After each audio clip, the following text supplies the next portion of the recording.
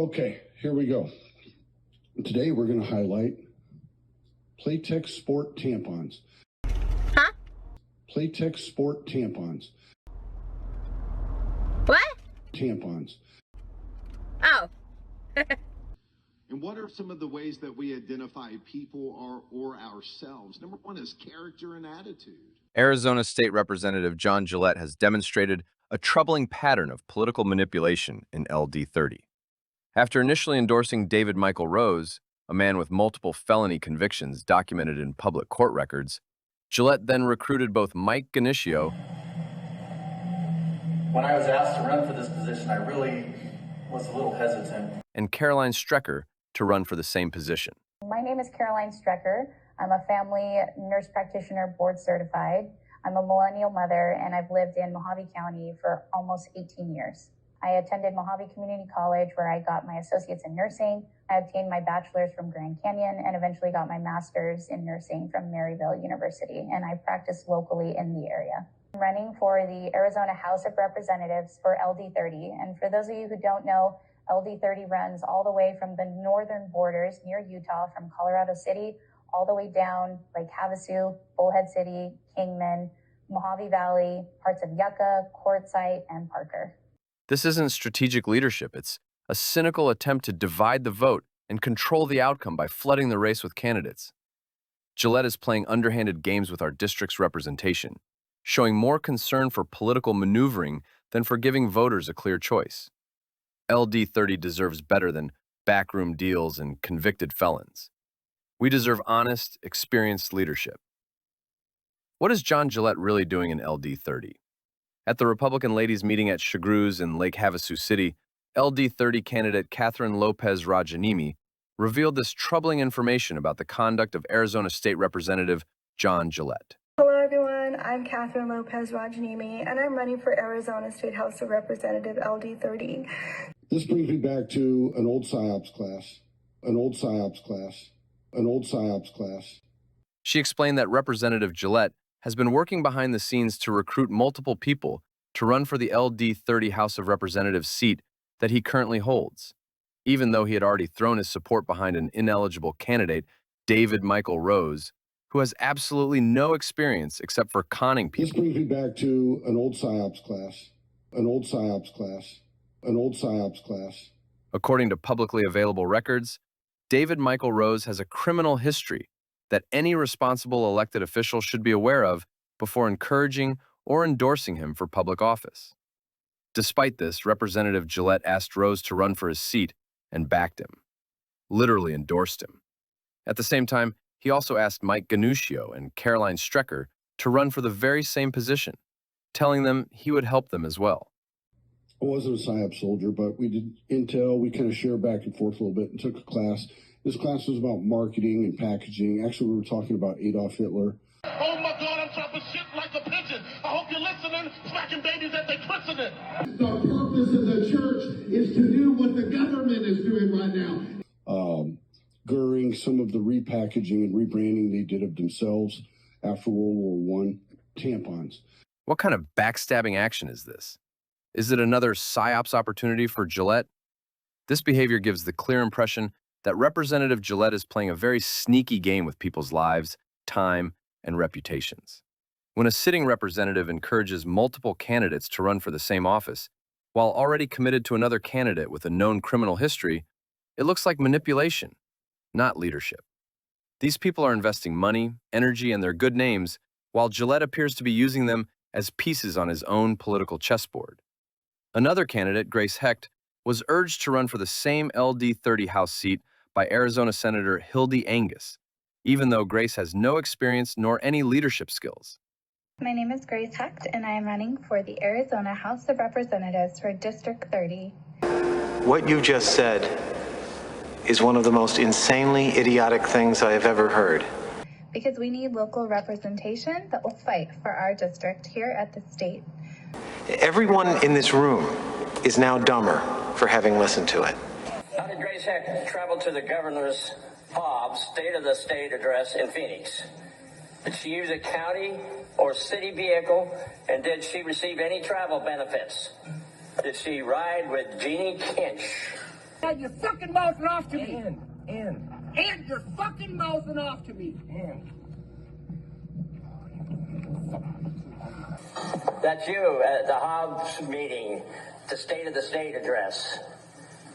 You're on there with Gillette, Jeannie Kitt's most vile Republican I've ever met, who's in charge of all three of you, and Hildy. Here's you and Hildy. Hobnobbing down there, I guess you're running for the Senate in 2 years from now, so you won't do your 4 years either.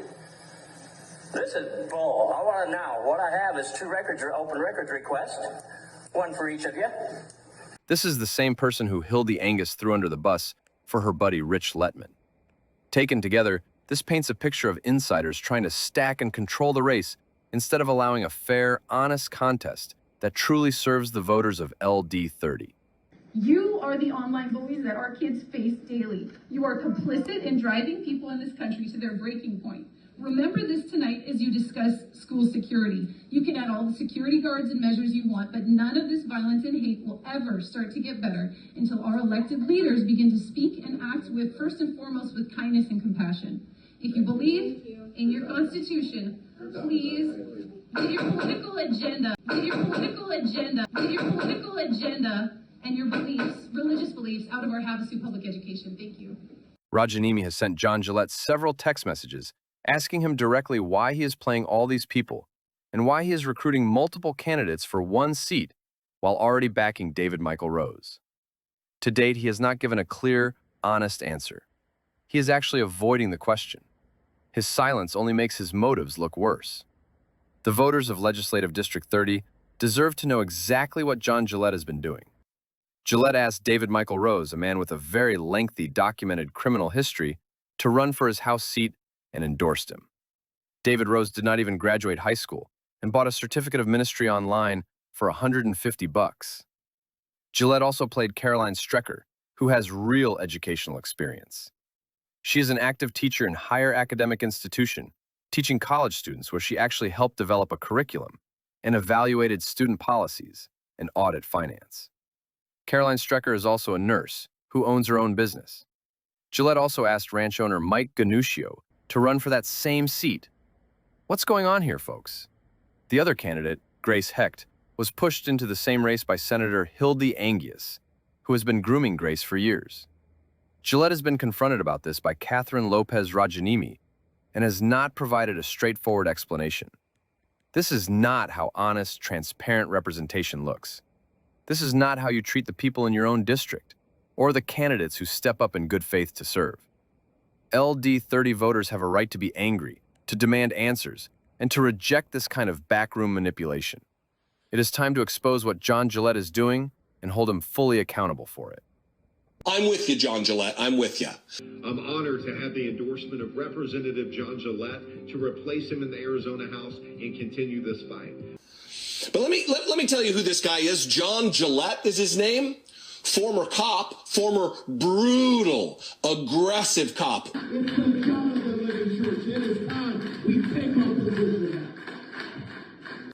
An elected official in Arizona. I'm honored to have the endorsement of Representative John Gillette to replace him in the Arizona House and continue this fight. Maybe the most violent cop in the country when he was there. If we're going to make a difference in the lives of people.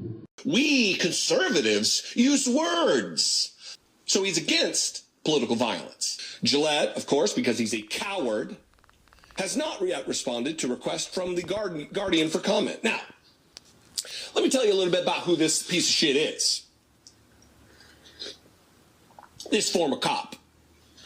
This disgraced former cop who resigned as soon as a law was passed. By the way, he moved from Illinois to Arizona. This brings me back to an old PsyOps class. I'm honored to have the endorsement of Representative John Gillette to replace him in the Arizona House and continue this fight. An old PsyOps class. Yeah. I guess to get away from his past as being a brutal cop.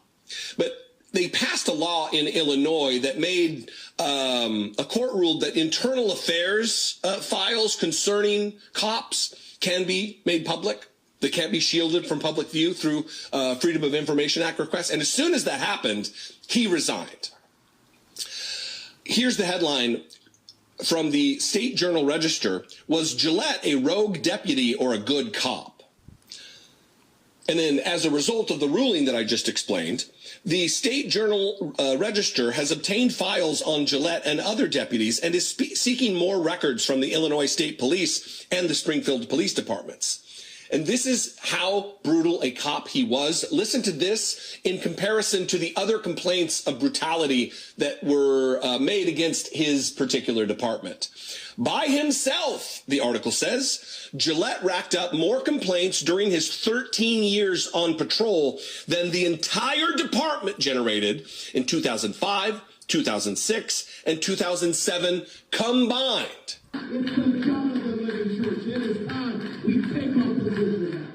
Based on the volume, seriousness, and number of sustained complaints, Gillette should have been fired long ago, according to Samuel Walker, a University of Nebraska criminologist who is considered an expert on police misconduct. Quote, "This is one of the worst cases I've heard. Just hearing his record," Walker said. "This sounds really pretty shocking. This officer should have been long gone. There is really a serious failure here." An old PSYOPs class. Given the frequency and severity of complaints, there comes a time when the agency has to say enough, said Meyer, who retired in 2001 but remains a sheriff's chaplain. Quote, "I deem law enforcement a profession, and you need to remove those who are not professional." Why would we expect any different? Look, I'm not an ACAB guy. All cops are bastards, but I'm an MCAB guy. Most of them are. An old PSYOPs class. And what happened in 2007? This device came out, and all of a sudden, there's video evidence of cops being cops. So you got this cop, John Gillette, elected representative in Arizona, calling for the execution, murder. Political status. We have come into a time where we want to identify somebody based on the way they vote, based on whether they're a Democrat, a Republican, an independent, whatever. And guess what? God ain't in none of that. None of that is how God identifies us.